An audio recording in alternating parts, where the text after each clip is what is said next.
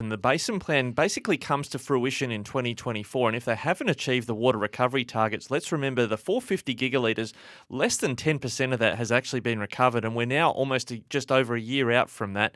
They will need to reshape the Basin Plan, and it may well have to come down to buybacks, and that's where the Senate becomes important, because they may need to legislate changes, and the Liberal Party and National Party together are in minority in the Senate. The Greens potentially have 12 seats. Labor and the Greens and a couple of independents. It could actually bizarrely be a vote from Tasmania in the form of Jacqui Lambie that could be crucial as to what happens with the Basin Plan when she's not even on the mainland. Continuing on the Flow Morning Show, and today we take a look at the appointment of a new Nationals leader and his policies on the Murray Darling Basin. Rikki Lambert caught up with David Littleproud. How are you, Rikki? Good, thanks, Wayne. Well, he is the new leader, and it seems that in the opposition that they now are to Labor, they've been a little bit more strident in their policies that they're putting forward. Did pick up before the election and during the campaign that they were on the same page as the National Farmers Federation, who was saying this 450 gigalitres that state Labor in South Australia said had to be delivered. They were saying, no, it doesn't meet the triple bottom line of no negative social, economic or environmental impacts. But David Littleproud, in the first chat we've had with him in his role as Nationals leader, he was a regular on Flow as Agriculture Minister before that, he's dropped a bit of a bombshell in the basin. Perrin Davies is my deputy. She'll play a pivotal role on water.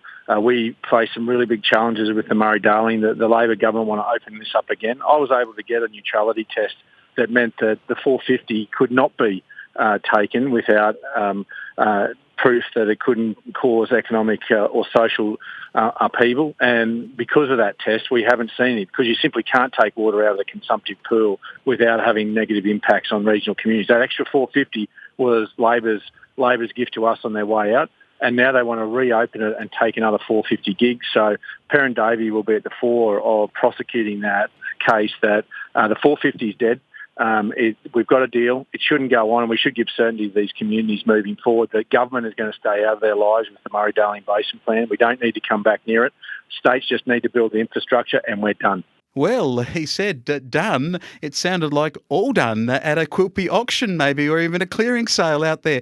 I bet David Littleproud's been out there and had a pasty or pie at the Quilpie Bakery, I would suggest, but all done on the Murray-Darling Basin. Yeah, it seemed quite emphatic, and in the longer comments that I had with him, which you can hear on the Flow News 24 podcast, I did ask him, let's be clear, you're not saying the 450 is actually done, you're just saying it can't be bought in terms of buybacks. It has to be done through infrastructure, which has proved incredibly difficult in the basin thus far, and that is, he confirmed, that's effectively what he's saying, is there will not be any purchasing of water from what he calls the consumptive pool, with his lovely Queensland accent, not from the consumptive pool. It's going to be achieved supposedly through infrastructure, but in New South Wales alone, where Perrin Davey is the deputy leader, it's been incredibly difficult to get community buy-in on that approach to recovering water. He did talk about Perrin Davey as his deputy leader and her role. She is from near Deniliquin, a little place called Conago.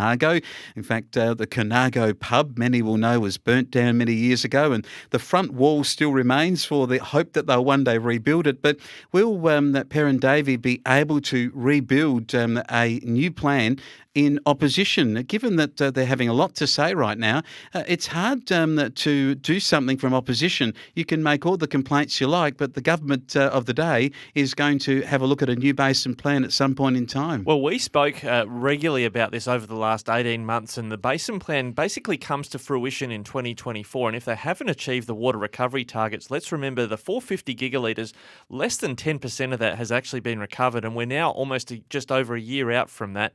They will need to reshape the Basin Plan, and it may well have to come down to buybacks, and that's where the Senate becomes important, because they may need to legislate changes, and the Liberal Party and National Party together are in minority in the Senate. The Greens potentially have 12 seats. Labor and the Greens and a couple of independents. It could actually bizarrely be a vote from Tasmania in the form of Jacqui Lambie that could be crucial as to what happens with the Basin Plan when she's not even on the mainland. Yeah, it's an incredible situation, and one that is going to have very far-reaching consequences, whether you're in South Australia, Victoria, New South Wales, or in Quilpie in Queensland, as David Littleproud has been and is.